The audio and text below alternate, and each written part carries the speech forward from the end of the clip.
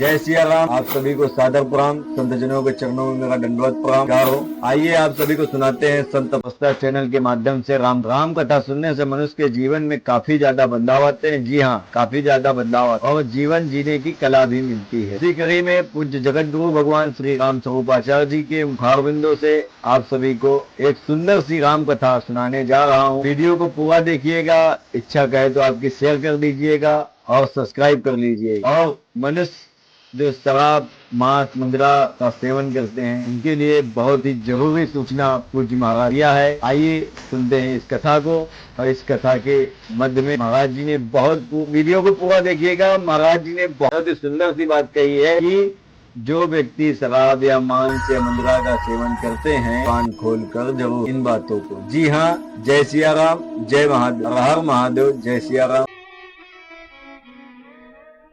लेकिन आपने कहीं अगर लोभ को जीत लिया, देखो भाग्य में जो लिखा होगा वो होके रहेगा, वो मिलेगा, तुम कहीं नहीं जाएगा, वो तो तुम्हारा है, तुम्हें मिलेगा ही मिलेगा। भाग्य पर विश्वास करते हो तो। और यदि भाग्य पर विश्वास नहीं करते हो, केवल तुम्हारे जीवन में मात्र लोभ ही लोभ है कि कहीं दूसरा न ले जाए, कहीं दूसरा न ले जाए, कहीं दूसरा न ले जाए, तो इसका मतलब है तुमने अपने भाग्य पर भरोसा नहीं किया। नहीं, भाग्य बन के आता है। अच्छे कर्म किए होंगे तो अच्छा भाग्य बना, और यदि गलत कर्म किए होंगे तो भाग्य बिगड़ा हुआ आएगा, बिगड़ा हुआ भाग्य। जिंदगी भर पश्चाताप में ही रह जाओगे, देखते रहोगे कि मेरे हाथ में आने वाला है, लेकिन देखते देखते चला जाएगा, वो हाथ में नहीं आएगा। कर्महीन कल्पत रहे कल्प वृक्ष की छां है। कल्प वृक्ष के नीचे भी कर्महीन व्यक्ति को कुछ प्राप्त नहीं होता है। हनुमान जी महाराज, समुद्र लांघने वाली बात नहीं है। समुद्र तो लांघा ही जा सकता था, ऐसी कोई बात नहीं है। भले ही बंदर वंदर नहीं लांघ पा रहे थे, लेकिन अंगद में तो ताकत थी, जब तो वो गया अंगद। क्यों भाई, अंगद कहा जाऊं मैं पारा। वो ये कह रहा है कि समुद्र तो लांघ जाऊंगा लेकिन लौटने में दिक्कत है। भाई वो तो स्पष्ट ही बोल रहा है मैं जाऊंगा, तो अंगद कहा जाऊं मैं पारा, लेकिन जिए संशय के चू फिरती बारा। तो समुद्र तो अंगद भी लांघ सकते थे, लेकिन अंगद को भगवान ने नहीं कहा है कि तुम लंका जाओ, बाद में कहा है। कहा तो है, भेजा है, और दूत बना करके भेजा है कि जाओ समझाओ। काज हमार तासित होई तो रिप्शन करो बत गई सोई। लेकिन भगवान ने हनुमान जी को भेजा है। तो समुद्र लांघने की बात नहीं है प्यारे, लोभ को जीतने की बात। इतना बड़ा लोभ आएगा कि सेवा छूट जाएगी, कर्तव्य भूल जाओगे।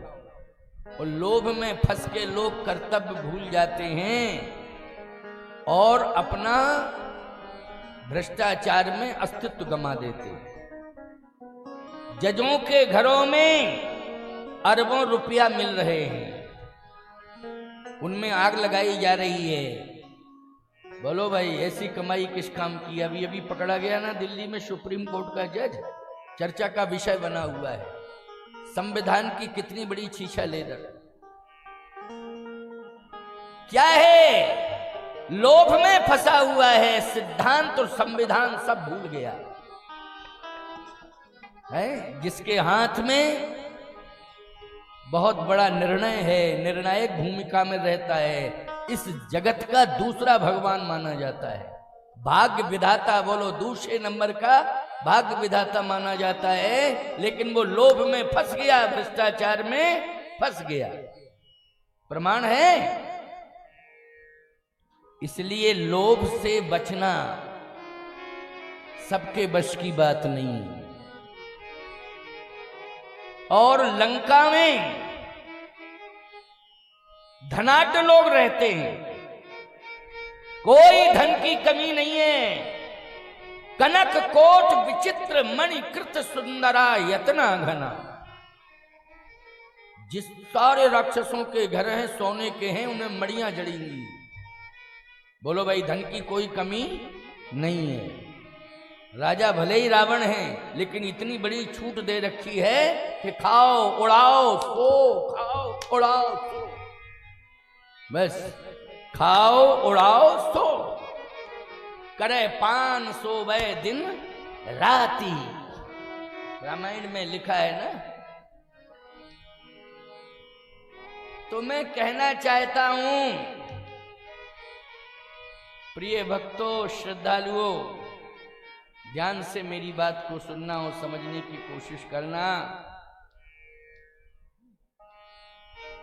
कि लोभ की सबसे बड़ी चुनौती आएगी और दूसरी चुनौती आएगी काम की। जहां पर कंचन है वहीं पर काम है। क्यों भाई? जहां कंचन है वहीं काम है। लंका में कंचन ही कंचन है, तो लंका में कामनियां भी बहुत हैं। देखो एक बात बताएं, हर नारी कामनी नहीं होती है। कामनी नारी वो होती है जो मदिरा में उन्मत्त होकर के नृत्य करती है, वो कामनी होती है। हर नारी कामनी नहीं होती। जो मदिरा में उन्मत्त होकर के नृत्य करती है। और लंका में बोलो, मदिरा में उन्मत्त होकर के सब नृत्य करती हैं, वो कामनियां लंका में रहती हैं। इसलिए लोभ भी बहुत बृहद रूप में है लंका में, और काम भी बहुत बृहद रूप में है लंका। काम से बचना मुश्किल की बात है, लोभ से बचना भी मुश्किल की बात है। और यदि पहले ही प्रथम यात्रा में ही मेरा कोई भी रामादल का सदस्य प्रभावित हो गया, तो याद रखना पूरा का पूरा राम का जो अभियान है वो विफल हो जाएगा। क्या हो जाएगा? विफल हो जाएगा। राम का अभियान फिर सफल नहीं होगा। क्योंकि आप इलेक्शन लड़ रहे हैं और आपका बेटा यदि किसी भ्रष्टाचार में पकड़ जाए, किसी अनाचार अत्याचार में, तो बोलो पूरा इलेक्शन खराब हो जाएगा कि नहीं? खत्म, प्रतिष्ठा ही चली गई, सफलता नहीं मिलेगी आपको। क्यों? सफलता आई नहीं, पहले ही जो है अनाचारी अत्याचारी परिवार घोषित हो गया। भगवान राम ने कहा कि मुझे केवल अगर भरोसा है पूरे संसार में तो हनुमान के ऊपर भरोसा है। किसके ऊपर भरोसा है? एक हनुमान के ऊपर भरोसा है। और राम जी ने कहा, मैं गारंटी के साथ कह रहा हूं, पहले ही कह रहा हूं, यात्रा बाद में होगी, हनुमान जाएगा बाद में, लेकिन चैलेंज मेरा पहले है। और हनुमान पर भरोसा है, और राम को विजय श्री अगर मिलेगी तो वो हनुमान के द्वारा मिलेगी, ये भी भरोसा है। ये भी भरोसा है, हनुमान के द्वारा मिलेगी।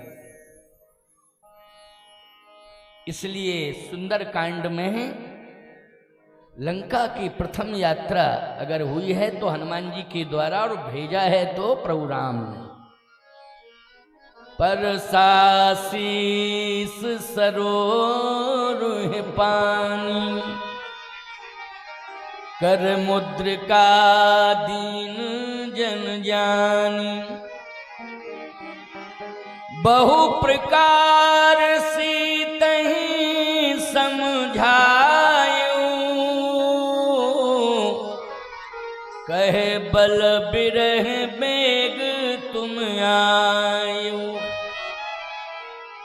मुद्री भी हनुमान जी को दी और हाथ भी सिर पे रखा तो हनुमान जी के।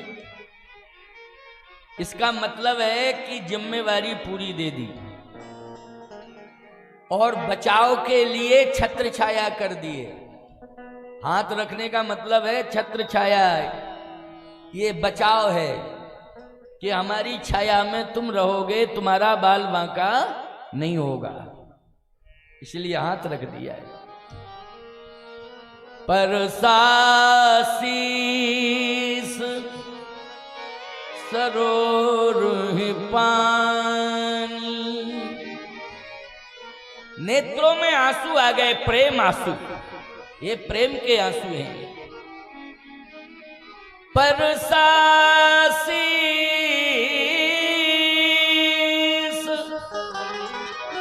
सरोरुह पानी,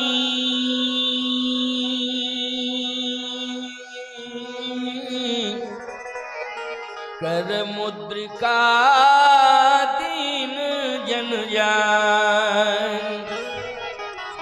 जो मुद्री केवट ने नहीं ली थी वही मुद्री राम जी के पास रही है, उसी मुद्री को दे दिया हनुमान जी। वही मुद्री जो केवट ने नहीं ली थी और सीता जी ने दी थी राम जी को, फिर सीता जी को वापस राम जी ने नहीं दी, राम जी के पास ही रही, लेकिन वो मुद्री फिर सीता जी के पास जा रही है। वही मुद्री जा रही है सीता जी के पास। इसलिए लोग कहते हैं कि मुद्री क्यों दी? अरे भाई, मुद्री की आवश्यकता ही नहीं थी, लेकिन वो मुद्री साधारण मुद्री नहीं थी, वो मुद्री सीता जी की ही थी। और जनक जी ने इसलिए दी थी कि बेटी, कभी भी तुझे कोई अभाव नहीं रहेगा, जब तू जो मांगेगी जहां भी वो ये मुद्री देगी। लेकिन सही बताओ, सबसे बड़ा अभाव लंका में, और लंकाई में मुद्री नहीं। सबसे बड़ा अभाव कहां है? अयोध्या में जरूरत ही नहीं मुद्री की। श्रृंगवेरपुर का राजा कह रहा है पूरा राज्य दे रहा हूं, सौंप रहा हूं, निषाद राज ने कहा, तो वहां भी कोई कमी नहीं, चित्रकूट में भी कोई कमी नहीं है। कौल किरातों के पास जो भी है वो सब दे रहे हैं, चरणों में समर्पित कर रहे हैं। और वहां तो आवत देख मुदित मुनि वृंदा, कीन दंडवत रघुकुल चंदा, अमर नाग किन्नर दिशपाला, चित्रकूट आए तई काला। जब इंद्र ही आ रहा है, देवता ही आ रहे हैं स्वर्ग से उतर के, और स्वर्ग को खाली कर दिया, पूरा स्वर्ग खाली हो गया, सारा वैभव चित्रकूट में आ गया। पूरा स्वर्ग का वैभव कहां गया? चित्रकूट में आ गया है। सीता लखन समेत प्रभु सोहत परन निकेत, जनबासो बस अमरपुर, सची जयंत समेत। अमरपुर का अर्थ है कि पूरा का पूरा स्वर्ग कहां आ गया? चित्रकूट में। तो अब मुद्री की चित्रकूट में भी जरूरत नहीं है। लेकिन जरूरत कहां है? राक्षस रावण कहता है राक्षसियों से सीता को इतनी यातना देना कि प्यास लगे तो पानी नहीं मिलना चाहिए, जब तक मुझे अंगीकार न कर लें। बोलो भाई, यही कह रहा है कि नहीं कह रहा? इतनी यातनाएं देना, इतनी यातना, इतना सताना कि प्यास लगने पर पानी भी नहीं मिलना चाहिए। जब प्यासी मरेगी तो चिल्लाएगी, चीखेगी, मेरी अधीनता स्वीकार करेगी। बोलो भाई, मुद्री की आवश्यकता है कि नहीं? इस समय है मुद्री की आवश्यकता है। सीता जी की भी प्रतिज्ञा है कि मैं लंका का अन्न जल फल कुछ भी ग्रहण नहीं करूंगी। मैं लंका का न फल ग्रहण करूंगी न जल ग्रहण करूंगी। उनकी भी प्रतिज्ञा है। 14 महीने तक सीता जी ने न जल लिया है न फल लिया है। 14 महीने ऐसे ही नहीं। बहुत बड़ी साधना है, ये तपस्या है। लेकिन प्यारे, ऐसी स्थिति में मुद्री की जरूरत है। बोलो, है कि नहीं मुद्री की जरूरत? क्योंकि मुद्री में केवल जल ही देने की क्षमता नहीं है, फल ही देने की क्षमता नहीं है, अमृत है उसके पास। क्या है? अमृत। और बोलो, जिसके पास अमृत है उसे ना फल की जरूरत है ना जल की जरूरत है। अमृत है, एक ही बूंद पर्याप्त है। बोलो, है कि नहीं? एक बूंद अमृत की पर्याप्त है जीवंत के लिए। और जल क्यों लिया जाता है? हमारा जीवन सुरक्षित रहे। फल क्यों लिया जाता है? हमारा जीवन सुरक्षित रहे। और अमृत जब है तो जीवन निश्चित रूप से सुरक्षित रहेगा ही रहेगा। तो आप कहो, जब तक मुद्री नहीं पहुंची तब तक सीता जी कैसे जिंदा रही? राम राम राम राम राम राम रटती रही, और राम के नाम में अमृत भरा हुआ है। बोलो भाई, राम नामामृत। क्यों? पेयम पेयम श्रवण पुटके राम नामाभिरामम। बोले, पियो पियो पियो। क्या बोले? राम नामामृत पियो। तो सीता जी ने किसका सहारा लिया? अमृत का सहारा लिया। लेकिन कौन सा अमृत है? राम नामामृत। इसका सहारा लिया। भगवान ने मुद्री भेज दी। तो भैया, राम नामामृत का सहारा है तो वही सहारा बना रहता, फिर मुद्री की क्या जरूरत? अमृत तो था ही। एक बात आपको बतावें, जब नारी को कष्ट होता है तो उस समय मायके की याद आती है। बोलो, आती है कि नहीं आती है? मायके की याद आती है, क्योंकि सीता जी की 25 साल की आयु है। कितनी अवस्था है? 25 वर्ष की अवस्था है किशोरी की। अब कल्पना करिए आप, इतनी छोटी आयु में कहां पहुंच गई हैं? लंका। लंका पहुंच गई है सीता जी। लंका में किशोरी जी बैठी हैं, राक्षसों के बीच में कोई भी नहीं है। केवल आधार के लिए राम जी का नाम है। निज पद नयन दिए मन राम पद कमल ली। निज पद नयन दिए मन राम पद कमल ली।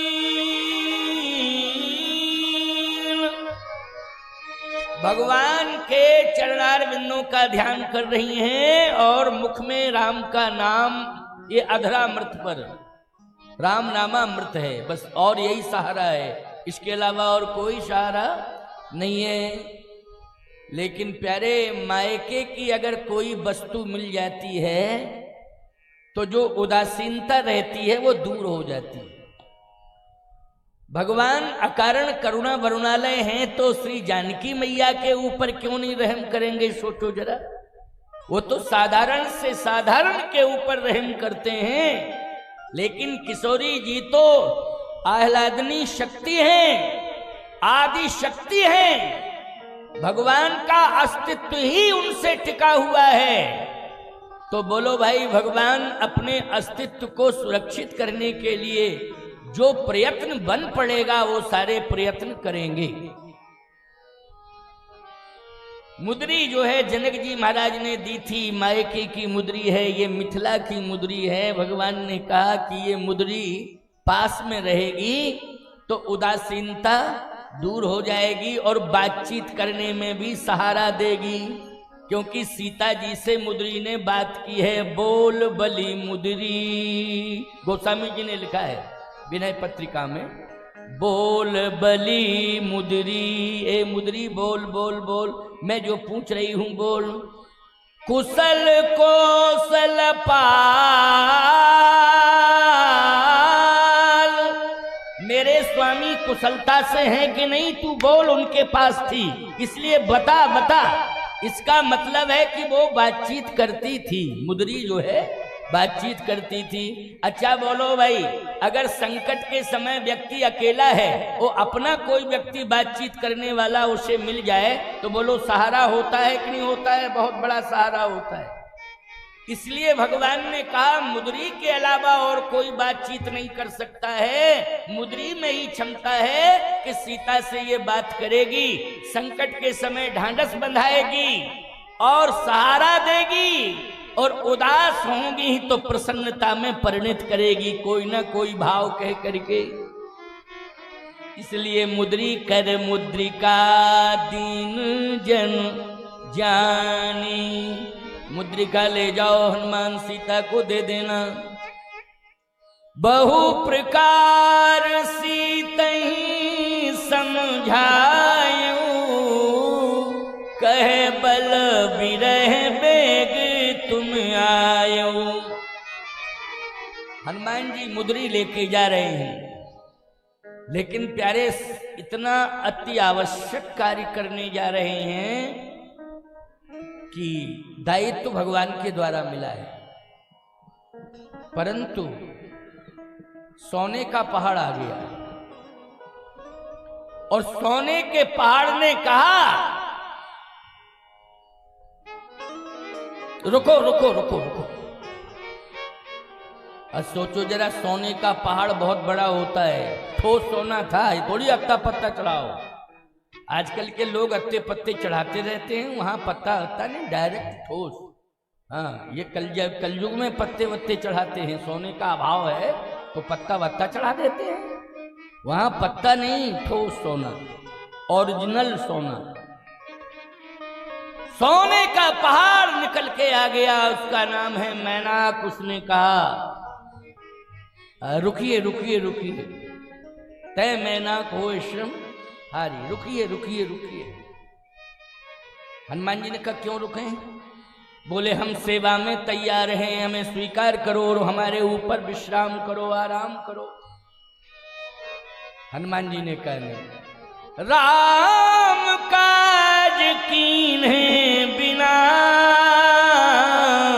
मोह कहाँ विश्राम। प्रभु राम का कार्य किए बिना विश्राम नहीं लूंगा, जब तक प्रभु का कार्य नहीं कर लूंगा तब तक रुकूंगा ही नहीं। इसका मतलब है लोभ से प्रभावित नहीं हुए हैं, कहा तुम अपना काम करो, हमें रोकने की आवश्यकता नहीं है।